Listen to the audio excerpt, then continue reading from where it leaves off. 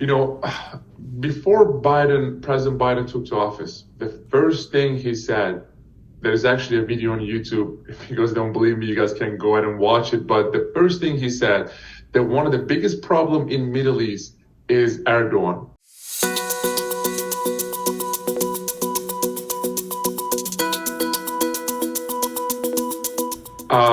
Biden administration has been very quiet, so I'm not. No, I want, like I said again, I want to sit down and have a conversation with President Biden, but unfortunately, for some reason, just because of Turkey is a NATO ally, just because of he doesn't want to piss off Erdogan, he is, I guess, scared to meet with me.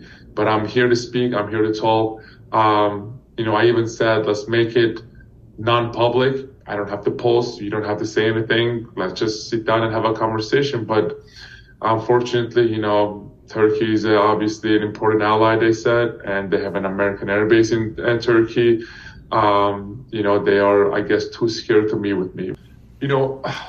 Before President Biden took to office, the first thing he said, there's actually a video on YouTube. If you guys don't believe me, you guys can go ahead and watch it. But the first thing he said, that one of the biggest problem in Middle East is Erdogan, and we have to do something about it.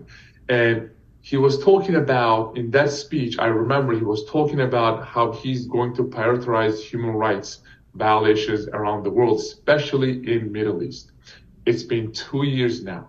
I understand Turkey is a NATO ally, which does not act like a NATO ally, and I believe, and many believes, and whenever I say it, and many of them agree with me, that Erdogan and Turkey is a pretty much Trojan horse in NATO for Putin.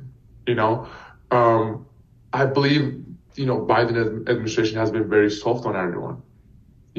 Whenever I hear that word diplomacy, I just don't respect anyone anymore, because when you do diplomacy with this kind of dictatorships, they are going to do whatever they can to use it.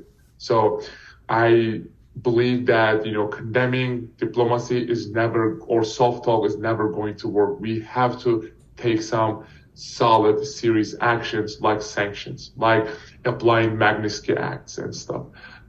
Because Erdogan is not only problem in Turkey, but you look at what's happening in Cyprus, you look at what's happening in Syria, you look at what's happening to the Kurds, you look at what's happening in Greece.